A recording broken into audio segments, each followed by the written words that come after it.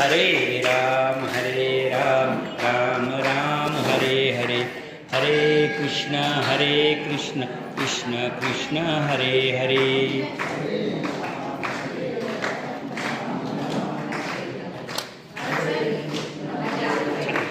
मी खालीच लावते पण एक मिनिट.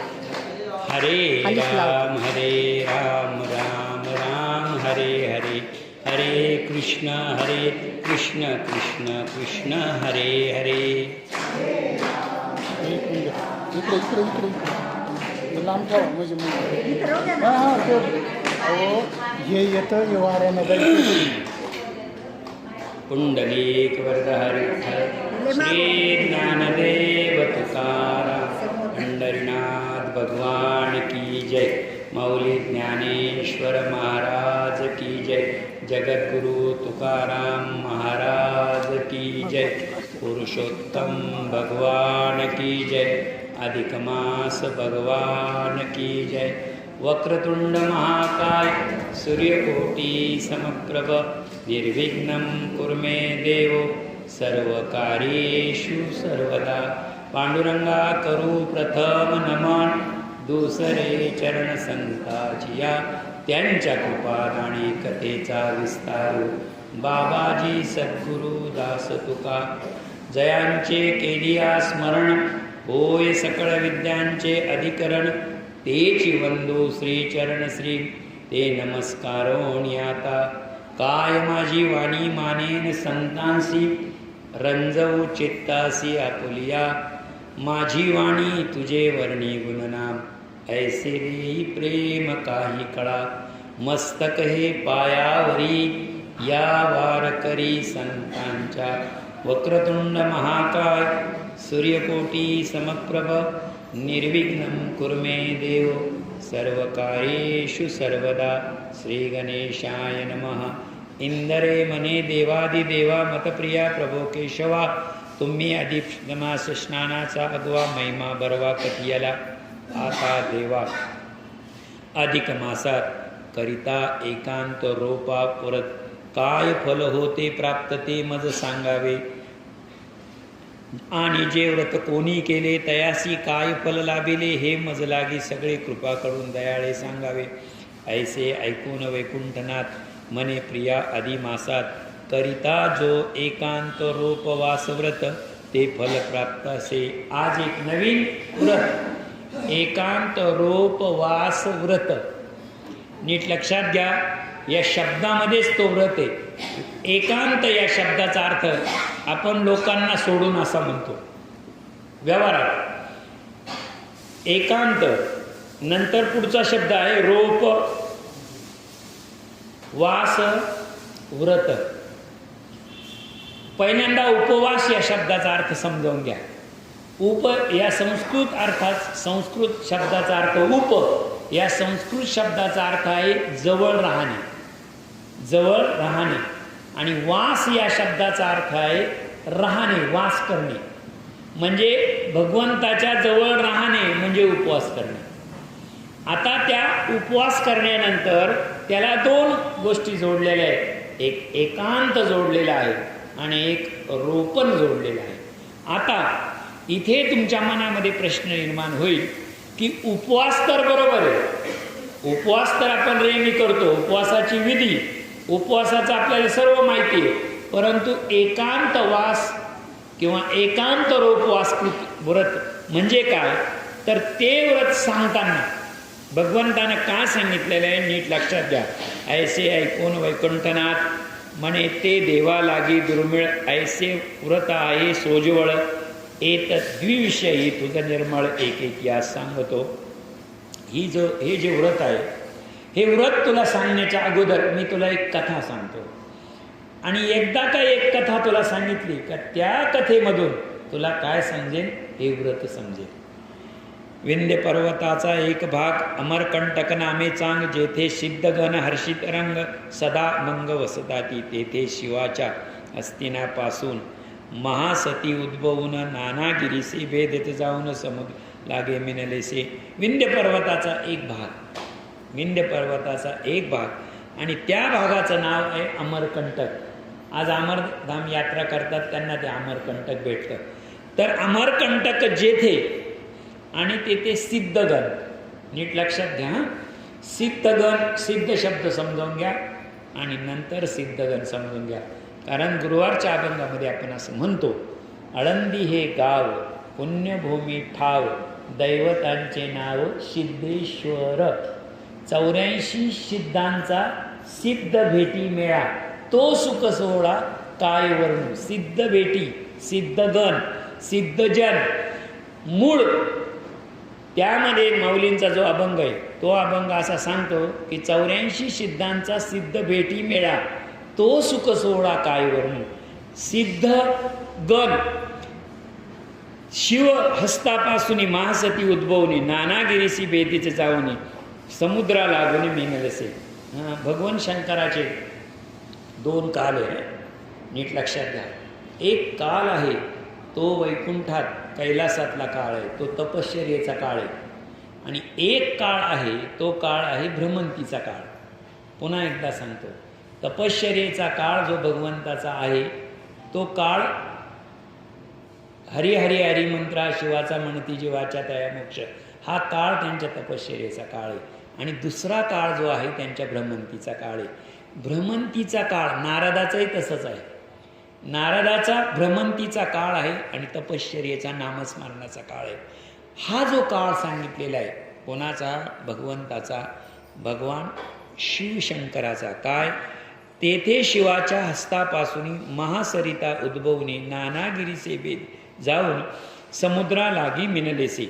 तेथे शिवाच्या हस्तापासून, तेथे भगवान शंकराच्या हस्तापासून, हस्तामधून काय झालं, एक महासरिता उद्भवून. आता भगवान शंकराच्या तशी जटेमधून महागंगा आहे, महागंगा आहे ती, परंतु हातामधून एक सरिता म्हणजे नदी उत्पन्न झाली. आणि 3 नदी उत्पन्न झाल्यानंतर ती कधी गेली, महागिरी भेदून. गिरी म्हणजे पर्वत, अनेक पर्वतांना वळसा घालून काही छोट्या पर्वतांना भेदून. छोटी नदीचा जर महापूर आला तर छोटी टेकडी किंवा काही असेल तर ते बाजूला होतं किंवा तुटतो, कडे तुटतात, त्याला भेदणं म्हणतात. आणि गिरी वळसा म्हणजे डोंगराला वळसा घालून ती गेली. आणि ती कुठे, तर समुद्रा जाऊन मिळाली. नीट लक्षात घ्या, कारण कथेची सुरुवात लक्षात झाली की विंध्य पर्वतामध्ये अमरकंटक, तिथं भगवान शंकराचं आसन मंदिर, तिथे बसलेले असताना त्यांच्या हातामधून एक नदी निघाली. आणि एक नदी निघाल्यानंतर ती अनेक डोंगरांना वळसा घालून काही छोट्या डोंगरांना भेदून समुद्राला मिळाली. तियेचे, हां ते आता आले पुढे, ते सांगितलं का, पुढची ओवी तिचे. तियेचे नाम नर्मदा, तियेचे नाम नर्मदा, सर्वत्र माझी प्रसिद्धा, सिद्ध चरणादी देवसुद्धा तिये ती सदाशिव होती. आणि जी भगवंताच्या हातातून निघाली, हातातून निघाल्यानंतर ती पर्वतांना वळसा घालून गेली. आणि तिचं नाव काय, तर ती नाम नर्मदा, तीच नर्मदा नदी. आता नर्मदेच्या पुढे काय सांगितलं, जैसा साक्षात श्री शंकर सर्व जनांशी कल्याणकारक, तैसीची सर्वत्र निरांकर शुभ करत, तियेचे शरण मात्रे सकळ पापे लोपती, महर्षी संग नाना उपायी सेविती सदा इति येते. ऐसी ती महानदी पवित्र, तिचे तीर रम्य विचित्र, तेथे तरुछायेचे असते अन्न, दिवस रात्र सजले. आणि जी नर्मदा हातामधून निघाल्यानंतर ती समुद्राकडे चालली. समुद्राकडे गेल्यानंतर नीट लक्षात घ्या, आता 2 प्रश्न आहे. भगीरथाने जी गंगा आणली, ती गंगा गंगेत याच्यात आणली, ती एक वेगळा आख्यायिका आहे. पण आता नर्मदेचं, नर्मदा निघून कुठून होती, नीट लक्षात घ्या, हातामधून निघालेली होती.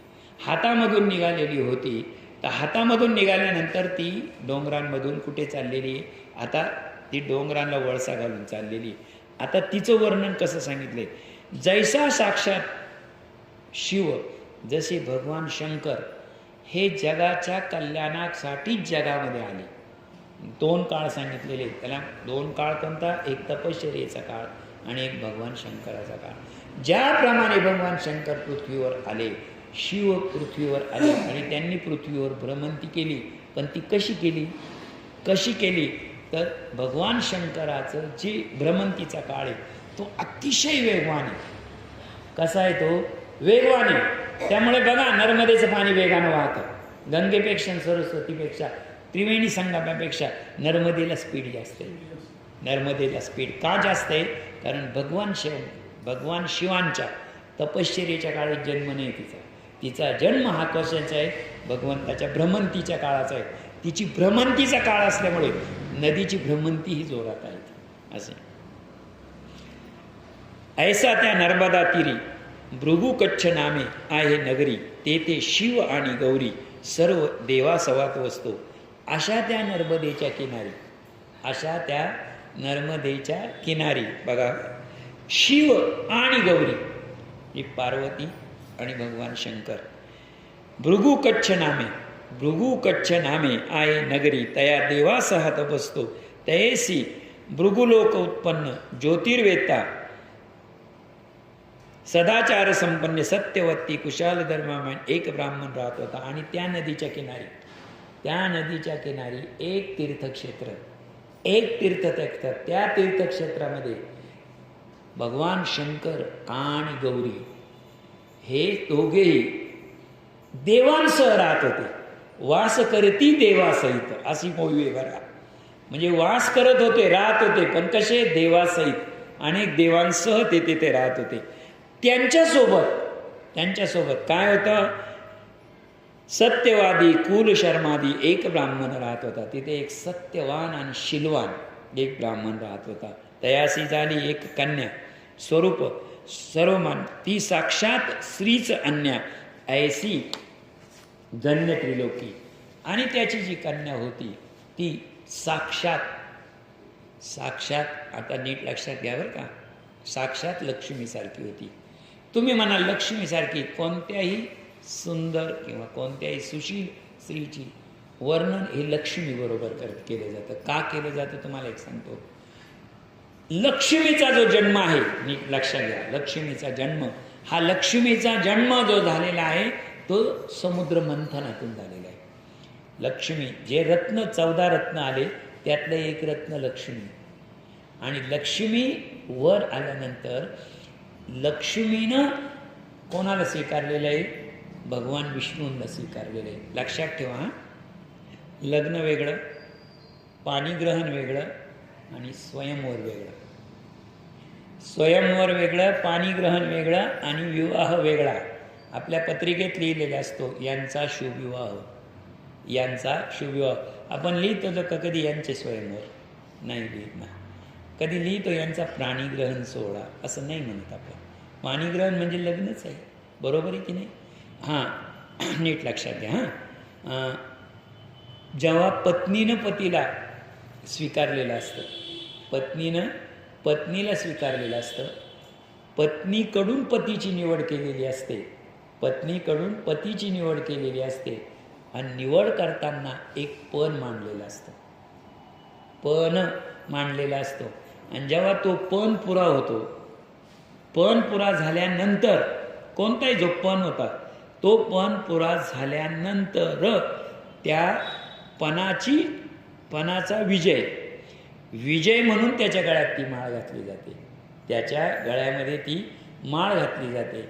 आणि तिकडून पत्नीकडून त्या पण पूर्ण झाल्यानंतर जो स्वीकारला जातो पती, त्याला म्हणायचं स्वयंवर. लक्षात ठेवा, शिवधनुष्य उचललं कोणी? रामाने. तोपर्यंत सीतेने कोणाच्या गळ्यात माळ घातली होती का? नाही. शिवधनुष्य उचललं, आणि शिवधनुष्य उचलल्यानंतर सीतामाईनं कोणाच्या गळ्यात हार घातला? झालं स्वयंवर. काय झालं आता?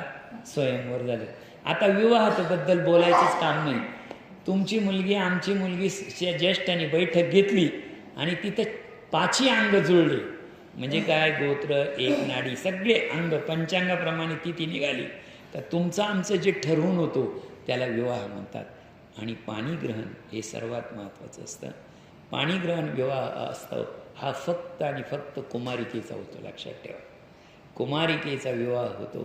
आणि कुमारिकेचा विवाह झाल्यानंतर त्याच्यामध्ये स्वतःच्या सामर्थ्यानं कोण पती स्वतःच्या सामर्थ्यानं पती पत्नीचा जो विवाहच करतो. स्वयंवरामध्ये पत्नीला महत्त्व आहे, पाणीग्रहणामध्ये साधूला महत्त्व आहे, पतीला महत्त्व आहे आणि आपल्या विवाहामध्ये गोत्राला महत्त्व आहे. सर्व गोत्र जमले पाहिजे, ज्येष्ठ मंडळी जमली पाहिजे. तेव्हा लक्षात ठेवा. सीतामाईचं काय झालं? स्वयंवर झालं.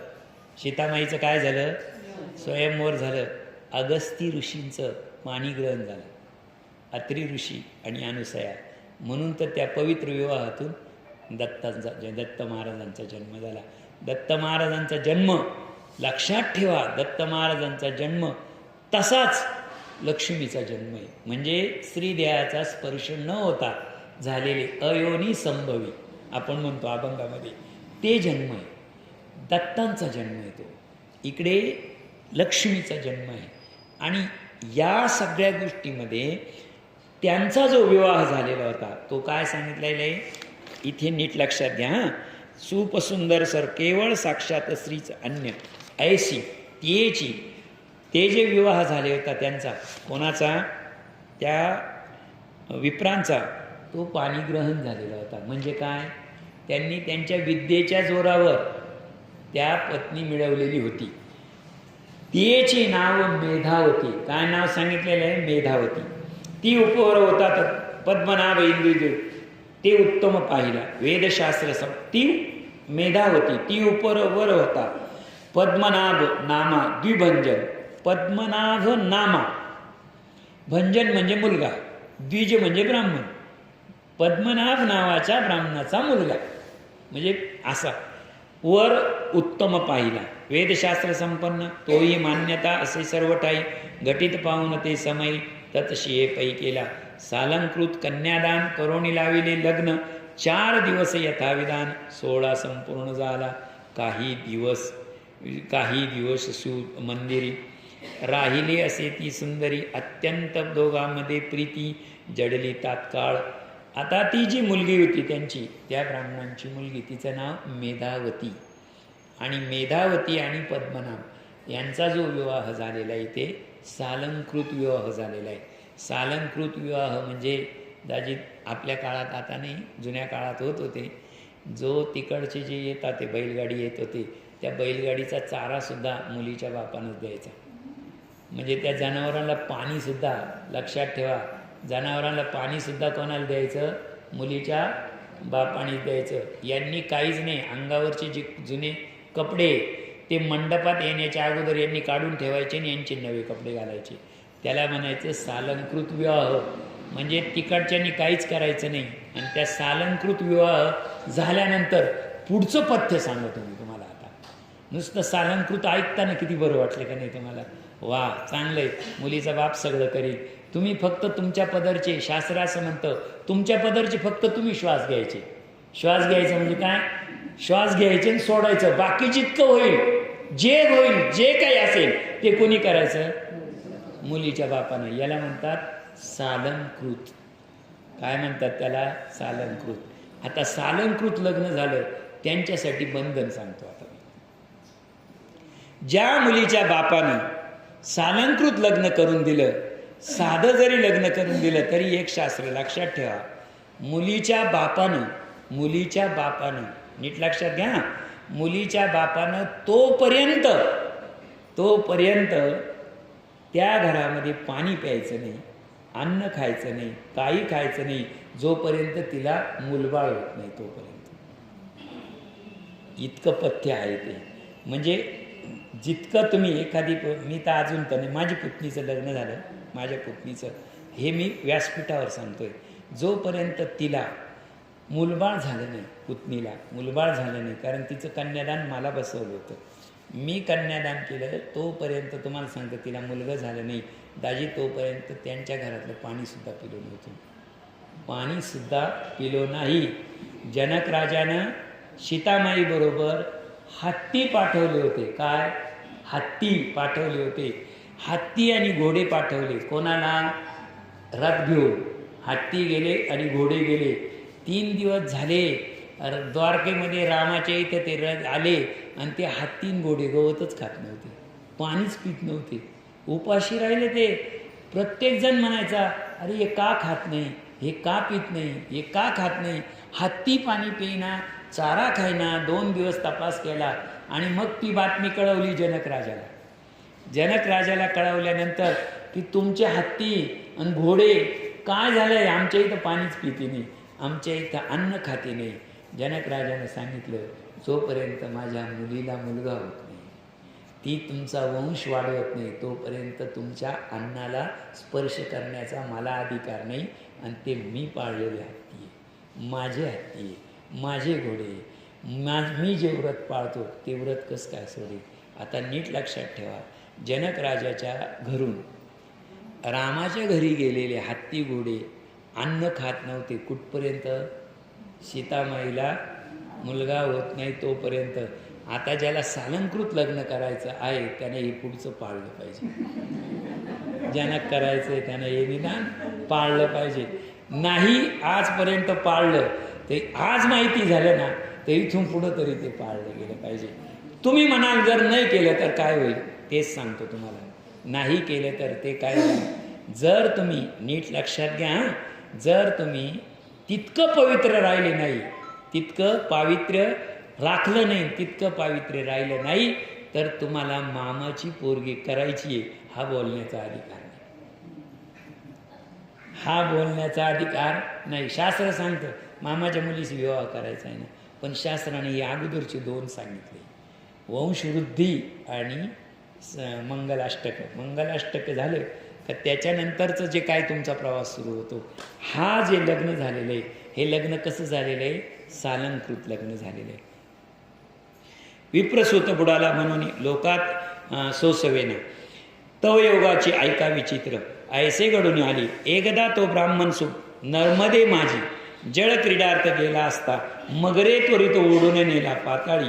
विप्रसूत बुडाला ताते, माता पिता आक्रोशात धावली, आता स्वशूर धावनी उभयंता, हा हा म्हणून ओरडती. बघा बरं, आता नीट लक्षात घ्या, एक नवरा बायको नवीनच झालेले, सगळं झालेलं आहे, आणि नर्मदेच्या आंघोळीमध्ये कोण गेला आहे, नवरा, तो पती गेला. आणि पती गेल्याबरोबर काय झालं, एका मगरीनं त्याला धरलं आणि मगरीनं त्याला ओढून गेलं. कोणाला, नवीन नवरदेवाला.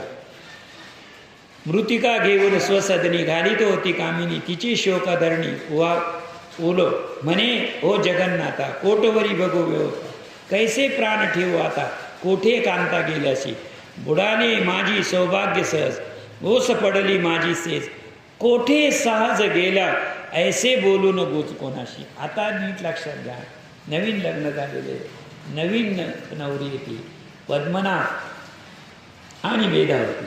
नीट लक्षात ठेवा, लग्नाची हळद उतरली नाही किंवा नवल्याचे 9 दिवस संपले नाही, तो नदीमध्ये गेला आंघोळीला आणि मगर त्याला घेऊन गेली. आता मगर घेऊन गेल्यानंतर तुम्ही ती पत्नी जी नववधू आहे तिचा शोक डोळ्यासमोर आणा. काय शोक असेल तिचा, तिनं काय केलं बघा बरं का. बुडाले माझे सौभाग्य जहाज, ओस पडली माझी सेज, कोठे राजस गेला, ऐसे बोलून गुज कोणाशी, दुःख झाले तियेसे, धरणीसी लोळीत अंग, धरणीसी लोळती अंग, जीवना वेगळी मासुळी, तैसा रात्रंदिवस तळी, नाना उपाय कधकाळी, नये नेवाळी सुखाची, पुढे कदाचित एकांती बसवून या विचार. असं ती बसली. आता नीट लक्षात ठेवा, व्रत कोणी केलेले आहे ते सांगणारे मी तुम्हाला.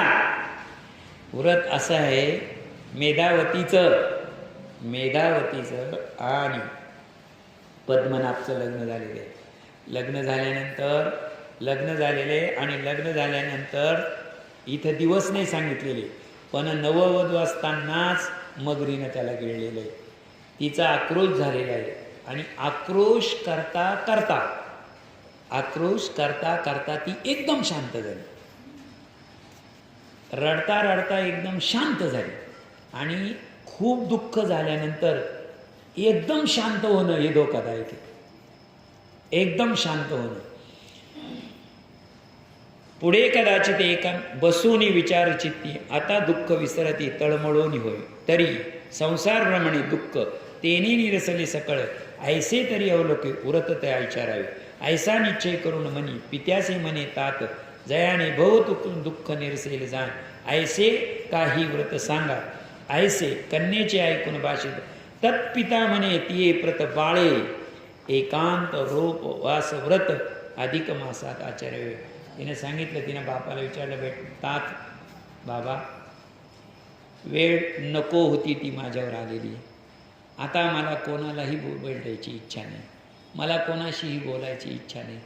मला माझा जर पती गेलेला आहे अशा वेळामध्ये माझं सर्व सुखाचं जहाज म्हणतो आपण ते बुडालेलं आहे.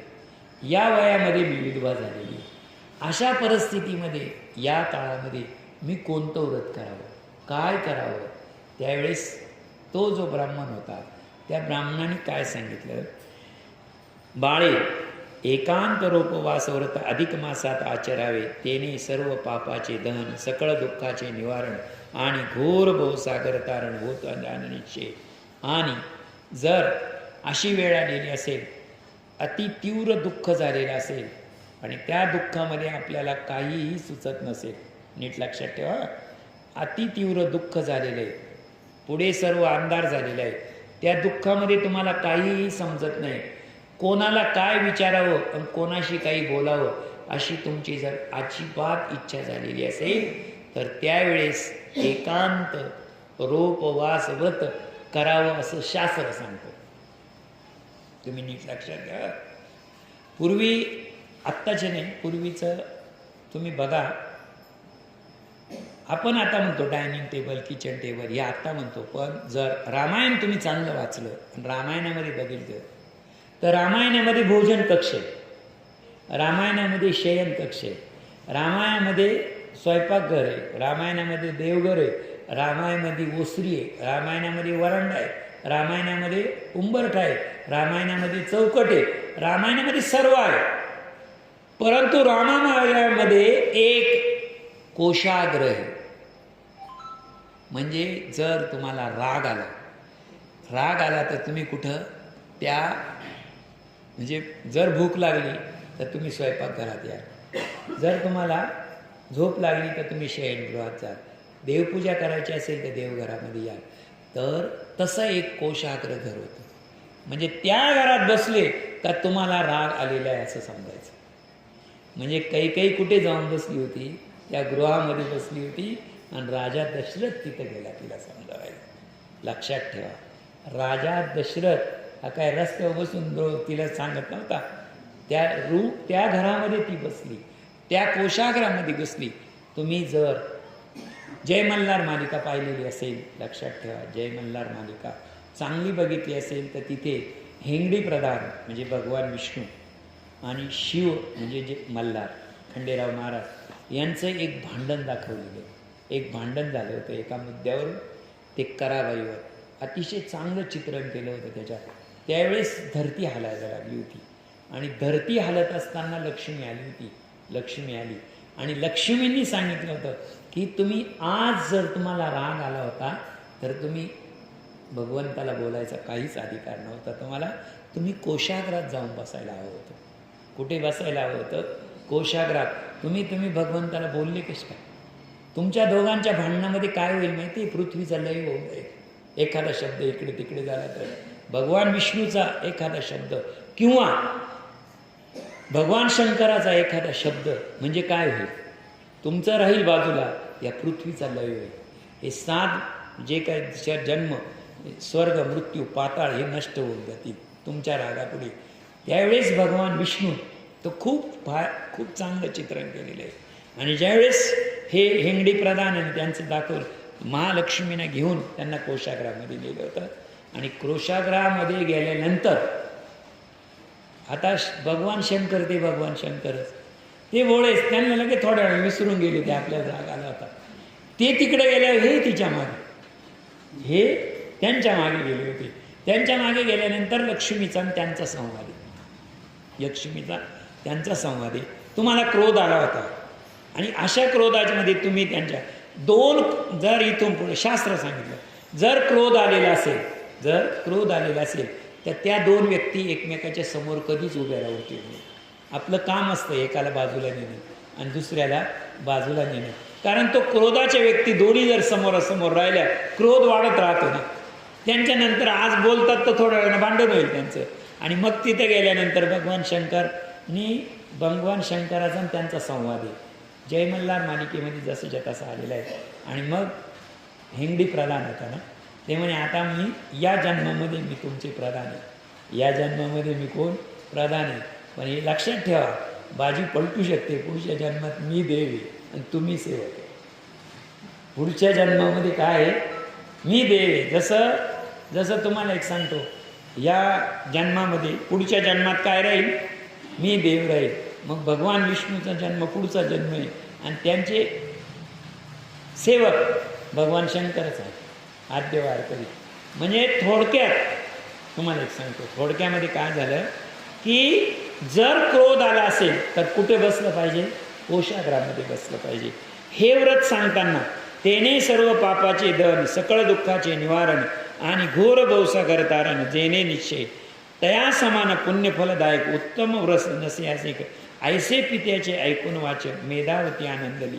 आणि जर आपल्याला दुःख झालेलं आहे, आपल्याला लोकांमध्ये बोलायची इच्छा नाही, आपण म्हणतो लोकांमध्ये राहण्याची इच्छा नाही, अशा वेळेस एकच पर्याय असतो. त्यांनी सांगितलं की एकांतामध्ये राहणं, एकांतवासामध्ये जाणं आणि एकांतवासामध्ये गेल्यानंतर प्रभू स्मरण करणे. असं व्रत उपलब्ध आहे किंवा असं व्रत आहे असं जेव्हा कळालं कोणाला, मेधावतीला, तिला मनातून आनंद झाला.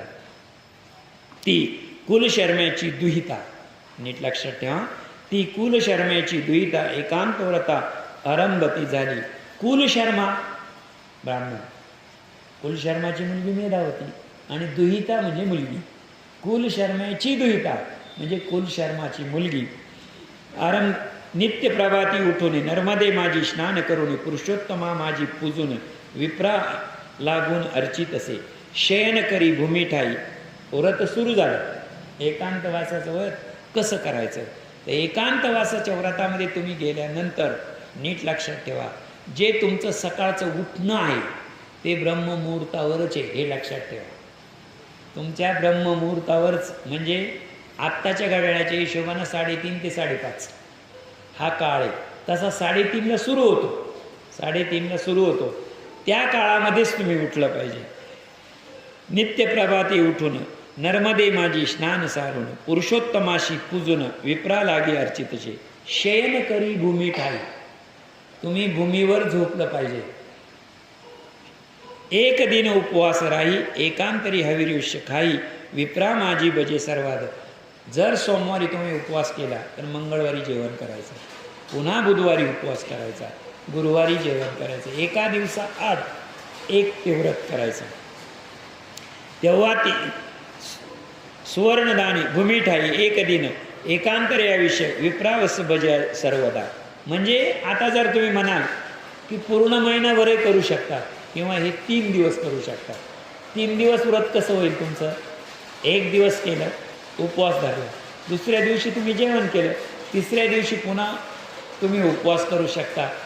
नीट लक्षात ठेवा, त्रिदिन, त्रिकाल आणि त्रिव्रत. कालच सांगितलं मी तुम्हाला, कमीत कमी करायचं ठरलं तर 1 व्रत करा, नाही तर 3 करा, त्रिव्रत म्हणतात त्याला. तेव्हा ती येणे उद्यापन यथाविधी सारिले जाणे, इंदिरे एवं पर्व करून व्रत संपूर्ण आणि पुढे ही प्रति अधिक मासात त्याच रीतीने चालविणे व्रत. ऐसे करता तिचे बहुत अधिक मास लोटले. आणि असं करता करता तिचा अधिक मासामध्ये अनेक अधिक मास झाले. नीट लक्षात घ्या, ही विप्रकन्या आहे. विप्रकन्येला शास्त्र असं सांगतं का विधवेला पुनर्विवाह नाही, त्या काळामध्ये नव्हता. विधवेला पुनर्विवाह त्या काळात नव्हता. त्यामुळं तिचे काय झालं, अनेक अधिक मास झाले तिचे.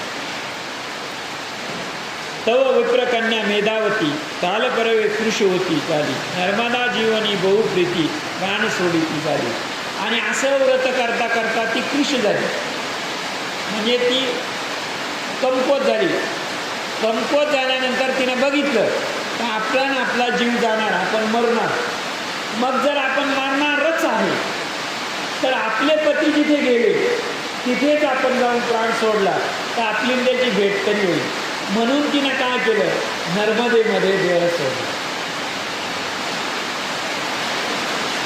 प्राण सोडी तेथे शिवदूत येऊन येसी नेले कैलास भुवनी, ते ती उमेची प्रिय सजनी श्रेष्ठ झाली सर्वात.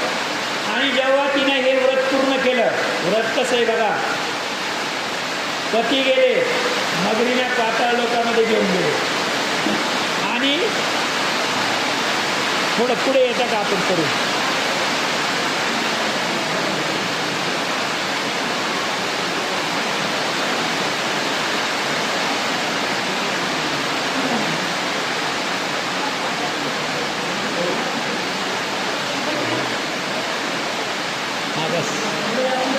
नाही नाही काय नाही, मी वाचील बरोबर, हे काही आणि घेतो फक्त मी हां त्यांना पुढे बोलवतो. छोटा आहे. थोडं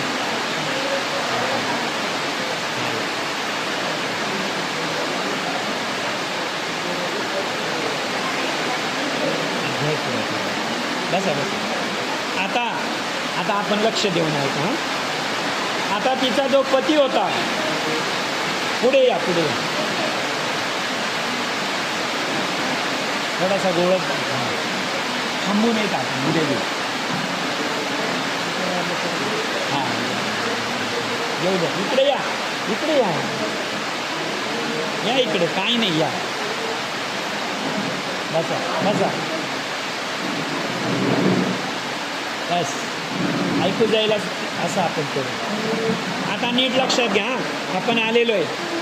आता झाल्यानंतर नर्मदेचं मध्ये तिचा जो नवरा होता त्याला कोण घेऊन गेले होतं, मगर घेऊन गेले होते. मगर घेऊन गेल्यानंतर हिनं काय ठरवलं, कधीतरी आपला देह जाणारच आहे, देह जाणार आहे, तर देह इकडं तिकडं सोडण्यापेक्षा तिनं ठरवलं का नर्मदेमध्ये देह सोडायचा. आणि ती गेली आणि तिनं नर्मदेमध्ये देह सोडून दिला. नीट लक्षात घ्या, आता या व्रताची सांगता, जर एखाद्याचा मृत्यू झाला, पुन्हा सांगतो बरं का, तिथे 3 दूत येत असतात. 3 दूत येतात. पहिले दूत येतात यमदूत, जे तुम्हाला आम्हाला घ्यायला येतात. दुसऱ्यांदा येतात विष्णुदूत आणि तिसऱ्यांदा येतात शिवदूत. आता शिवदूताची मी जेवढे व्याख्यानं सांगितले त्यातलं विष्णुदूत आलेले खूप उदाहरण आहे. जडभरत राजाचं उदाहरण विष्णुदूतांचं आहे, पण शिवदूताचं उदाहरण हे पहिलंच आहे. हे बघा, तेथे नाना भोगुनी येऊन तेचे विशाल अधिमान आणि स्मरकदर्शनी जयांचे मनोरथ पूर्ण करती सर्वता आणि आरोग्यता शरीरा ठाई तयाचे अंती मोक्षे ऐसे मानवी असून पायी देवापायी झाली.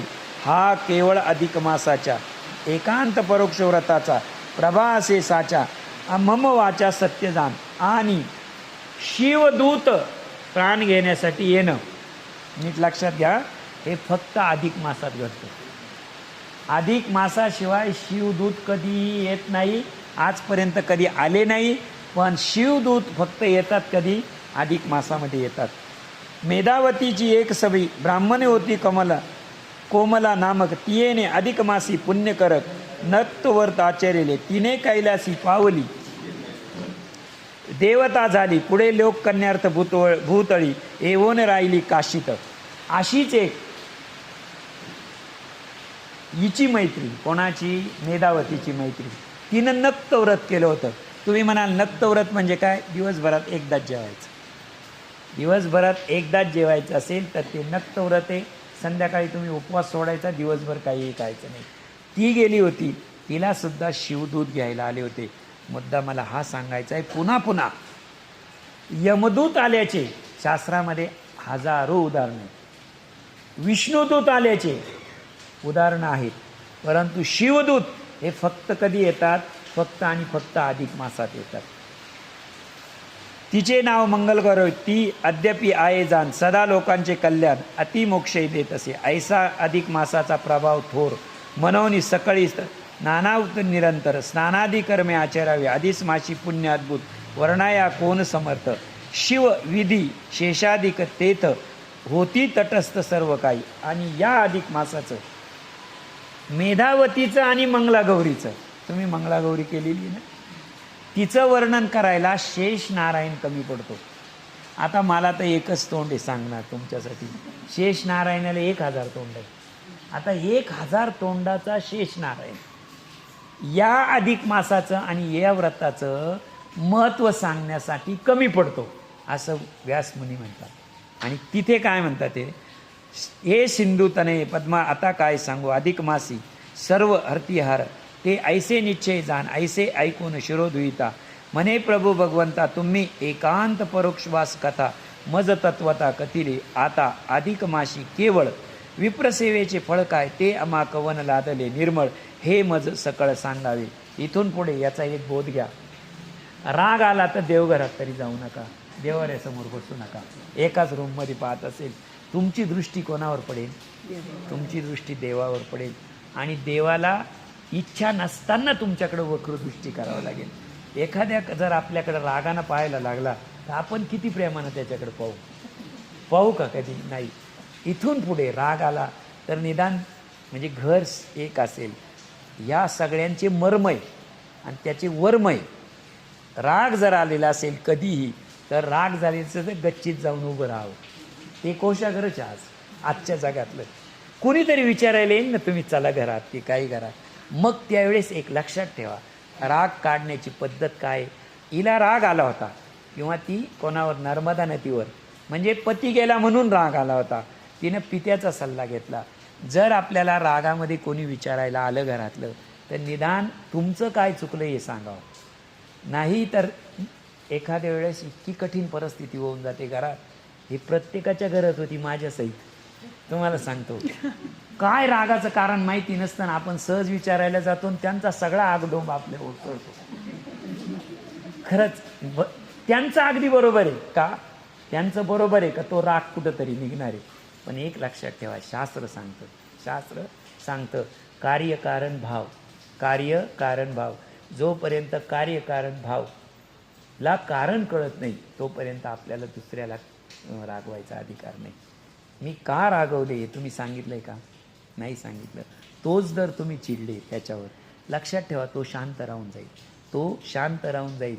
पण तुमचा तो दिवस चित्रगुप्त आणि यम रागाने लिही. रागे दात काही करा. लक्षात ठेवा तो दिवस, आणि त्याचा उद्या हिशोब होणारच आहे तुमचा. त्यामुळं रागात आलो ना तर शांत राहा, एकांतात राहा. याच्यातून हे शिकायचं आहे. निवळ पोथ्या वाचायच्या नाही. प्रत्येक पोथीला मर्मय, प्रत्येकीला वर्मय, कथेला वर्मय. ते वर्म आपल्याला कळालं पाहिजे. भरतखंडी विराट नामक पुण्यात्मा असे एक जे पुण्यवंत आणि धनिक ऐसे सुख असते. ठाई अनेक तीर्थे पुण्यकारक असते. जेथे तेथे वापी कुपादी नाना पुरते शोभिवंत त्या माझी. एक नगर आहे भरतखंडा नावाच्या मध्ये, विराट नावाचं नगर आहे. आणि त्या विराट नावाच्या नगरामध्ये काय होतं? वापी म्हणजे तळे, कुपी म्हणजे विहिरी, झरे, हौद अशा पाण्याच्या चांगल्या सोयी होत्या. आणि ज्या गावाला, ज्या नगरामध्ये भरपूर पाणी असतं, लक्षात ठेवा पूर्वी सगळे लोक शेतीच करत होते. काय करत होते? शेती. आणि शेतीला पहिली गरज काय? जो पाणी आहे तो श्रीमंत. ज्या नगरामध्ये पाणी आहे तो राजा श्रीमंत. म्हणजे तिथले लोक कसे होते? कुपी. हे बघा, कुपा शोभिवंत त्यामुळे कोणी एक राजाच्या पुण्यपायी भगवंते प्रसन्न होऊनी तयासी वर दिला म्हणून कदा दुर्भिक्ष नसे जेथे. आणि त्या राजाला एक वर होता. ज्या नगराचा, नगर हा शब्द आला का मी सांगितलं राजा, बरोबर आहे की नाही? मंदिर हा शब्द आला, व्रत आला का लगेच विप्र अर्थ घ्यायचा. तिथे असं होतं का तुझ्या राज्यात कधीच दुष्काळ पडणार नाही, दुर्भिक्ष कधी नाही, कधीच राजा येणार नाही. ऐसा त्या विराट देशी सुरेख जे सह्याद्री पर्वत नायक तसे ते नायक नगर एक आहे पा. त्या पहा पुण्यकारक शुभ देवासही अत्यंत दुर्लभ. जेथे कलितेही धर्म चतुष्पादाची राहिल. आणि जेथे परशुराम जननी रेणुका आदी कामदायिनी जैसेची देव ऋषी आणि शूळपाणी वसिते तेथे. इतकं पवित्र होतं की आपण आत्ताचं गेस्ट हाऊस नाही का, गेस्ट हाऊस राहतं. तुम्हाला गेस्ट हाऊसमध्ये काय गेल्या मंदिरासारखं आहे का लगेच बसायचं? गेले तुम्ही गेस्टमध्ये गेले बेडरूममध्ये त्या गादीवर झोपले, करीन देईल का होतं मला कोणी? नाही देणार. का नाही देणार? ती कोणाच्या तरी मालकीचं आहे. पण तुम्ही मंदिरामध्ये जाऊ शकता की नाही? जसं आजच्या गेस्टमध्ये जायला परवानगी घ्यावी लागते, तशी हा राजा इतका पवित्र होता, पावन होता, स्वर्गातले देव तिथे परवानगी घेऊन येत होते. कोणाच्या? त्याच्या राज्यामध्ये. त्याच्या राज्यामध्ये कोण कोण येऊन गेले होतं त्यांची यादी पहा. ते कलतेश्वर नाना नगर एक तत्समधी अति दुर्लभ देवासही अति दुर्लभ जेथ कालकत म्हणजे जिथं काळ घालवला होता तो कोणी? धर्मराजा तिथे राहिलेला होता. दुसरा रेणुका माता तिथे राहिलेली होती. त्या याच्यामध्ये कोण राहिले होते? परशुराम राहिलेले होते. म्हणजे साक्षात देवांनाही परवानगी घेऊन राहावं लागत होती, इतकी ती पवित्र नगरी होती. तेथे पूर्वी धनदास नामक राहत होता महाशूद्र एक, तो सर्व भावे सेवा देख विप्र सेवा करीत असे. आता नीट लक्षात घ्या, राजाचा कितीही मोठा राजवाडा असला, त्या राज्यामध्ये कितीही श्रीमंत लोक असले तरी लक्षात ठेवा, त्या राज्यामध्ये एकही झोपडी नाही असं कधीच होत नाही. एखादी तरी झोपडी असतेच त्या नगरामध्ये. तसे सर्व पावन पवित्र शोभिवंत श्रीमंत होते, पण तिथे एक गरीब क्षुद्र राहत होता. नीट लक्षात द्या. आणि तो काय करत होता? तर तो साधू संतांची सेवा करत होता, विप्र सेवा करत होता.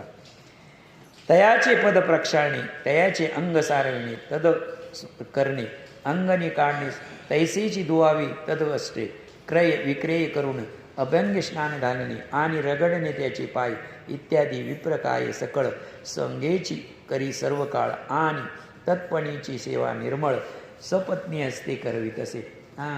जैन मुनी असतात नाही, जैन मुनी पायी चालतात आणि ते जैन मुनी कोणाच्याही घरात राहत नाही, जैन स्थानकात राहतात, त्यांच्यासाठी असतं. तिथे सेवेला काही माणसं जातात. सेवेला माणसं जातात म्हणजे काय करायचं असतं? त्यांची सेवा ही फक्त गुडघ्यापासून खालीच करायची असते. म्हणजे त्यांच्या तळव्याला तेल चोळलं जातं, पाय दाबून दिले जातात. हाच उपक्रम आपल्या वारीसाठी केलेला आहे. आता वारीसाठी इथले डॉक्टर लोक गेले होते, सगळे गेले होते, त्यांनी हा उपक्रम केला. सगळ्यांची पायाची मालिश करून दिली, पाय दवाखान्यातले हे दिलं. विप्रसेवा म्हणजे हे वारीचे जे लोक आहेत त्यांची सिन्नरमध्ये सिन्नरच्या आपल्या लोकांनी डॉक्टर लोकांनी जितके हे येतात MR येतात आणि त्याचे जे औषधं येतात ते सगळे कलेक्ट केले नाईकवाडी डॉक्टर या डॉक्टरांनी, आणि वारीमध्ये सगळ्या लोकांची जे आजारी झाली त्यांची सेवा केली. ही विप्रसेवा आहे, ही पादसेवा आहे. तयाची इत्यादी विप्रकारे सकळ संगेची सर्व काळ तरी तपन्नीची सेवा निर्मळ सपत्नी करत असे. आणि त्याची पत्नी त्या क्षुद्राची तितकीच पवित्र होती, तितकीच पावन होती. ती प्रत्येक सेवेमध्ये हातभार लावत होती. हा साधूंची पाय दाबत होता तर ती त्या साधूंचे कपडे धुवत होती, वस्त्र ते करत होती. तरी आपल्या अंगी सतत विप्राची या सेवा करीत जे जे मागती प्रिय वस्तू ते ते पुरविते. ऐसे ते उभयंतात विक्रम धनवेचित परी न उच्चारती सदा विप्रावरी. अशी करत होते. कोणाची सेवा करत होते? विप्र सेवा, साधू संतांची सेवा करत होते. कठीण काळ पडताई चित्ती खेद न करिता काही, उल्हासयुक्त गर्वही काही तिळभर. आणि त्या सेवेमध्ये त्यांना कितीही त्रास झाला तरी ते त्रास सहन करत होते. पण सेवा कधी? महाराजांचा एक अभंग आहे बरं का, सेवा कशी करावी आणि कोणी करावी. सेवे लागली सेवक झालो, सेवा करण्यासाठी मी सेवक झालो, तुकाराम महाराजांचा अभंग आहे. जर सेवेमध्ये नीट लक्षात ठेवा, सेवेमध्ये तीळभर जरी अहंकार आला, तर लक्षात ठेवा सेवा ही शाप होते. मीच खूप केलं, माझ्यामुळेच हे चाललंय, अशी भावना ज्या दिवशी एखाद्या पवित्र कार्यात तुमच्या मनात आली असेल, एकतर त्या पवित्र कार्यातून बाजूला व्हा, नाहीतर ती भावना तिथेच मारून टाका. दोनच गोष्टी करा. ती भावना जर तुमच्या मनात राहिली, हे माझ्यामुळे चाललंय, मी करतो म्हणून चाललंय, तर लक्षात ठेवा ती सेवा तुम्हाला शाप देईल. मग तुमच्याकडे दोनच पर्याय, एक तर त्या सेवेतून बाजूला व्हा, नाही तर आलेल्या विचार पांडुरंगाच्या चरणावर सोडून द्या. त्याला तरी सांगून टाका की ही चूक झाली, इथून पुढं माझ्या मनात असा विचार येणार नाही. कारण सेवा ही कोणाकडून घेतली जाते? सेवा ही नेहमी शरीराकडूनच केली जाते. नीट लक्षात घ्यावं. आणि आजपर्यंत जगामध्ये जेवढे शाप लागलेले ते आत्म्याला एकही लागलेले नाही. आत्म्याला एकही लागलेलं नाही. मग मला सांगा, जर तुम्ही सेवा शरीरानं करत असाल तर शाप कुठे आत्म्याला लागेल का? शरीरालाच लागेल ना. बरोबर आहे की नाही? ज्या चावीनं कुलूप उघडतं, लक्षात ठेवा, त्याच चावीनं लागतं. का असं झालंय? चावी उघडायची चावी वेगळी, कुलूप लावायची चावी वेगळी, अशा दोन चाव्या असतात का? नाही. जर चावी ही उघडण्याची चावी एकच आहे आणि कुलूप लावण्याची चावी एक आहे, तर सेवा आणि शाप या दोन्हींची चावी शरीर आहे. जर तुमच्या सेवेमध्ये अहंकार आला तर लक्षात ठेवा, हजारो मैल पायी पायी जाणारा एकटा वारकरी असतो, कधीच गुडघे दुखत नाही. बरोबर आहे की नाही? कधीच गुडघे दुखत नाही. आणि आपण 24 तास AC मधील पालगावरून गादीवर बसले, कंबर गेल्याशिवाय राहत नाही, गुडघे दिसल्याशिवाय राहत नाही. का बरं होतं हे असं? का बरं होतं असं? त्याला कारणच आहे की तो करतो ती सेवा आहे, तो करतो ती सेवा आहे. आणि मी आहे म्हणून तुमचं चाललंय, हा आपल्यातला अहंकार आहे. तो पुरुषाला असो किंवा स्त्रीला असो. पुरुषालाही वाटतं ना, अरे मी कमवतोय म्हणून हे घर चालतंय. अहंकार आला, तुझे गुडघे दुखणार, कंबर दुखणार. स्त्रीला असं वाटतं का, मी करते म्हणून हे खाते, तुमचे हातपाय दुखणारच. कारण तुमचा अहंकार तुम्हाला लागला. हा, त्या दिवशी झोप नाही, झेंडू बाम लावणारच तुम्ही. आजपासून तेवढी भावना जरी गेली, तेवढी भावना गेली, सेवेतला काय जावा? सेवेतला अहंकार गेला पाहिजे. सेवेतला अहंकार गेला कसा सेवा पवित्र होते. लक्षात ठेवा. तुम्हाला एक सांगतो, एकदा एक साधू होता आणि साधू असा भिक्षा मागत होता. भिक्षा मागत होता तर भिक्षा मागता मागता तो काय करायचा, कमंडलू होतं ते कमंडलू ते कमंडलू. तर त्या राजाने सांगितलं, तुम्ही भिक्षा मागत फिरता, काहीच गरज नाही म्हणे तुम्हाला भिक्षा मागायची, फक्त माझ्या दारात यायचं आणि एक आवाज द्यायचा, तुमची सगळी सोय लागून जाईल. त्या दिवसाची, सगळ्या दिवसाची सोय लागेल, फक्त मला अनुग्रह द्या. काय द्या? अनुग्रह द्या, तुमची सगळी सोय करून टाकेल. ठीक आहे म्हणे, चालेल, तुला उद्याच अनुग्रह. काय अनुग्रह दे? उद्याच देणार म्हणे मी. राजानं काय केलं माहिती आहे का? तिकडून येता ना, ज्या घरामध्ये जेड्याला आले ना तिथं मागायचे, काहीतरी मागायचे.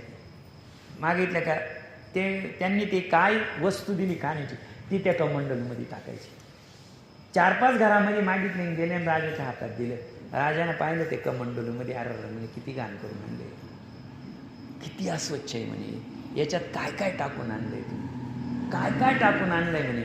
नाही म्हणे, मी आता याच्यात आणि पाणी द्या. ते पाहिलं आणि राजानं स्वच्छ पाणी आणा म्हणे, पाणी आणा म्हणे. आणलं पाणी आणि त्या राजानं त्या कमंडलूमध्ये ओतलं. काय ओतलं? कमंडलू. आणि घ्या पिऊन पाणी म्हणे. आता सांगा, त्या कमंडलूमधल्या अगोदरच त्या हायत्या घाणीचं त्याला कंटाळा आला होता. आता म्हणे त्याच्यात पाणी ओतलं आणि ते मी कसं काय पिणार म्हणे. अहो म्हणे, साधूजी तुम्हाला इतकं तरी कळायला पाहिजे, ते कमंडलू स्वच्छ आहे का? कमंडलू स्वच्छ आहे का? ते स्वच्छ नाही आहे. आणि त्या स्वच्छ नसलेल्या भांड्यातलं मी पाणी कसं काय पिईल? मग म्हणे, स्वच्छ अंतःकरण स्वच्छ झाल्याशिवाय मी अनुग्रह कसं देईल? स्वच्छ भांड्यातलं पाणी तुला चालत नाही आणि मला अस्वच्छ हृदय कसं चालेल तुझं? हां, पहिलं तू तुझं स्वच्छ हृदय कर, स्वच्छ हृदय कर, तुला पाणी मिळेल. जसं स्वच्छ भांड्यातूनच पाणी पितो आपण. बरोबर आहे की नाही? अशुद्ध म्हणजे गलित किंवा घाण भांड्यातलं पाणी पिऊ शकता का तुम्ही? मग सेवेसाठी अंतःकरण स्वच्छ असायला हवं, तेव्हा ती वरदान ठरते, अन्यथा तो शापच ठरतो. मी खूप केलं, माझ्यामुळं सप्ताह झाला, बरोबर तुला शिक्षा मिळेल पुढच्या सप्त्यापर्यंत. काहीतरी होणार, काहीतरी होणार. हे मर्म आहे या कथेची. व्यासमुनींनी जर कथा लिहायच्या असत्या, व्यासमुनींनी हे लिहिताना जर नुसत्याच कादंबऱ्या लिहायच्या असत्या तर या लेखकांनी किती लिहिल्या असत्या. या पुस्तकामध्ये माणसाला फिरायला कमी जागा राहिली असती, इतकं व्यासमुनींनी लिखाण केलं असतं. व्यासमुनींची समुद्रा इतकी बुद्धी आहे असं कोण म्हणतात? माऊली म्हणतात. परंतु किती ग्रंथ लिहिले? एकच वेद, 4 वेद, 18 पुराण, 6 शास्त्र, त्याच्यावरच हे सगळं चालू आहे. ते महापुण्यकारक शुभ देवासही अत्यंत दुर्लभ, तेथे कालकथित सुलभ ऐसा नगर, तेथे पूर्वी धनदास नामक ब्राह्मण महाशूद्र, तो सर्वात एक विप्रसेवा करीत असे. प्रिये यद्यपि तो धनिक आणि तदासही अनेक, ते सर्व गर्व टाकून सवेच करीत असे. नैनवे तेही अंगणी काढणे स्वस्तिक, तेने धुवावे पादन इत्यादी करून अभंग स्नान करणे, रगडणे त्याचे पाय, पुढे वाचून निंद जीव सुख कैसा होणार. ओवी नीट ऐका. नेनवे पूर्वकर्माचा ठेवा. नेनवे म्हणजे माहीत नसणे, जाणीव नेणीव भगवंती नाही, हरी उच्चारणी पायी मोक्ष सदा. नारायण हरी उच्चार नामाचा, तेथे कळी काळाचा, तेथील प्रमाण नेनवे वेदासी, ते जीव जंतूसी केवी. ज्ञानदेव फळ नारायण पाठ, सर्वत्र वैकुंठ केले असे. भगवंत काय पाहतो? अभंगाची सुरुवात आहे काय? जाणीव नेणीव भगवंती नाही. जाणीव नाही तुम्ही कोण आहे आणि मागच्या जन्मी तुम्ही काय होतं हे भगवंत कधीच पाहत नाही. ओवी अशी आहे. नेनवे पूर्वजन्माचा टावा, आता मरणाची पुढे वचावा निंद ऐसी सुखा. विप्रसेवा न गडे हातून, मनोनी तळमळे रात्रंदिवस, सानिध्य असून अपारधन आता काय तिचे. ऐसा विचार चित्ती आणि तयाची पत्नी मानवती, एकारिता दिवस रात्री चिंता बहुत झाली. आणि त्यांची सेवा काय होती? पती पत्नीची एकच, आलेल्या साधूंची सेवा करणं, विप्रसेवा साधू संतांची सेवा. याच्या पलीकडे त्यांनी कोणतंही. अशामध्ये ते साधू आजारी पडले, तिचा पती आजारी पडला. पती आजारी पडल्यानंतर, ती आजारी पडल्यानंतर तिला अशी मनात चिंता झाली, आमच्या आजारपणाचं काही हो, शरीराचं काही हो, पण आता इथून पुढे आमच्याकडून साधू सेवा घडणार नाही. पुढे कालांतराने कदाचित येथे सिद्ध येऊन त्या कथिले उदकी मृत्यू पावतील आणि विप्रसेवे करून आपल्या श्रीवर्तमान सुंदर विमान. आणि असा विचार होता दोघांच्याही मनात, नीट लक्षात ठेवा. कोणाच्या? त्या शूद्र आणि त्याच्या पत्नीच्या. आणि या विचारातच बिचाऱ्यांचा अंत झाला दोघांचा. लक्षात ठेवा, एका वेळी अंत आहे दोघांचा. लक्षात ठेवा. धुंडा महाराज देगलूरकर आज कलियुगातलं एकच उदाहरण. धुंडा महाराज देगलूरकर महाराज ज्यावेळेस ते तिकडे वारले, कुठे? पुण्याला नेले होते. म्हणजे त्यांचा आजार पण झालं होतं, पुण्याला नेले होते. आणि पुण्याला नेले, पुण्याला ते वारले. पुण्याला वारल्यानंतर ही खबर कुठं कळली? घरात, म्हणजे त्यांच्या माईसाहेबांची. महाराज गेले एवढं ऐकलं आणि त्यांनी प्राण सोडला. एका वेळी आजही तुम्ही गेले तर दोघांचाही अंत्यविधी झालेला आहे आणि दोघांच्याही समाधी एकत्र आहे. पुराणामध्ये जयदेव महाराजांची कथा आहे. जयदेव एक भक्त होते. आणि जयदेव एक भक्त असताना त्यांचे जे कपडे होते ते कपडे एका त्यांना वाघानं ते कपडे एक मनुष्याला मारलं होतं आणि ते कपडे वाढता त्यांनी ते कपडे, वाघाचं तोंड भरलेलं होतं आणि त्यांना ते कपडे धरले आणि घेऊन गेले. तर जयदेवांना वाटलं, जयदेव स्नानाला गेले होते आणि त्यात ते वाघाचे कपडे तोंडामध्ये आणि त्या वाघानं ते टाकून दिले. सगळ्यांना वाटलं जयदेवांनाच वाघाने पकडलं. जयदेवच गेले आणि जयदेव वाघानं पकडले, जयदेव गेले असं त्यांच्या पत्नीला समजलं. त्या पत्नीला लगेच प्राण सोडले. पत्नीने प्राण सोडले, नीट लक्षात घ्या. पत्नीनं प्राण सोडले. जयदेव आख्याने भक्ती विजयमध्ये आलेले. पत्नीनं प्राण सोडले आणि थोड्या वेळाने ते जयदेव स्नान संध्या करूनच आले. स्नान संध्या करून येतात ते जयदेव कपडे शोधित होते. कपडे कोणी नेले? मग त्यांनी सांगितलं ते वाघाच्या तोंडामध्ये तुमचे कपडे होते, असं होतं तसं होतं. पण असा अनर्थ घडला. काय? अहो म्हणे, ही बातमी तुम्ही तुमच्या पत्नीला सांगितली म्हणे. आणि तुमच्या पत्नीला सांगितल्याबरोबर काय? जयदेव स्वामी गेले असं तिनं ऐकल्याबरोबर प्राण सोडला. तिनं म्हणे का बरं प्राण सोडला? माझी मेल्याची बातमी ऐकली म्हणून. मग मी जिवंत असल्याची बातमी आल्या उठल ना ती. फक्त तिला जाऊन सांगा जयदेव स्वामी आलेले, जिवंत आहे. खरंच एक जण गेला आणि म्हणे जयदेव स्वामी आले, जिवंत आहे. जयदेव स्वामी लगेच माईसाहेब उठून बसले. कुठे? मुद्दा मला हा सांगायचा आहे. आता कलियुग आहे. हे युग मीही मानतो. 4,32,000 वर्ष आपल्याला काढायची याच्यात. आणि तुम्ही म्हणाल आत्तापर्यंत 17च वर्ष संपले. शास्त्रानुसार. किती? 17च वर्ष संपलेले आहे. अजून 4,15,000 वर्ष जाणार आहे. घाबरू नका, काही होणार नाही. हां. पुढे कालांतराने कदाचित ऐसे एक सिद्ध त्या कथिले श्रीसहित उदयकी एक मरद पावशील आणि विप्रसेवे करून श्रीसहित वर्तमान ऐकून विराळली तेयेचे सिद्धाची वाणी हर्षला मनी. तेयेचे द्रव्य तत्क्षणी 3 भाग केले. एक भाग पुत्रास, द्वितीय भाग कन्यादानास, तृतीय भाग विप्रास तीर्थे जाऊन अर्पिली. आणि त्याच्यानंतरचे त्यांचे वारसे तसेच असतात ना. 3 निश्चय केले त्या संपत्तीचे. एक मुलाला, एक मुलीला आणि दुसरा ब्राह्मणाला, तिसरा ब्राह्मणाला. ऐसे आपले कोटी धन देऊन टाकिले वाटून द्वितीय दिनी श्री वर्तमान स्वरूप पावला. इंदिरे एवं प्रकारे द्विजसेवेचा असे प्रभाव इयलोकी सुख अपार होते सदैव शूद्रासे. आणि विशेष करून अधिक मासात ऐसे व्रत सेवितात. एकांत परोक्ष वास हे सांगितलं. तुम्हाला आज रागावर नियंत्रण करा, नाही तर राग जर आला तर निदान मला का राग आला हे समोरच्याला सांगा, मग राग वाटायचा. तितकं तो तर न्याय होईल का नाही. निष्कारणीच एखाद्या वाडास काढायची हे काही बरोबर नाही. इतकं फक्त एकातेचा सार द्यायचा म्हणला. आणि विशेष अधिक मासात ऐसे विप्राते सेवितात ते होती पापमुक्त मोक्ष पावती. तयासी नाही पुनरावृत्ती. इंदिरे जाण निश्चिती ही पुण्यकथा पठती ऐकती श्रवती ते सर्व उद्धरती निश्चयने. इति अधिक मास महात्म्य बृहन्नारदीय पद्मसार सज्जन श्रोते चतुर 23 अध्याय गोड हा व्हावा. पुंडलिक वरदहरी विठ्ठल श्री ज्ञानदेव तुकाराम पंढरीनाथ भगवान की जय. माऊली ज्ञानेश्वर महाराज की जय. जगद्गुरु तुकाराम पुरुषोत्तम भगवान की जय. अधिक मास भगवान की जय. विठ्ठल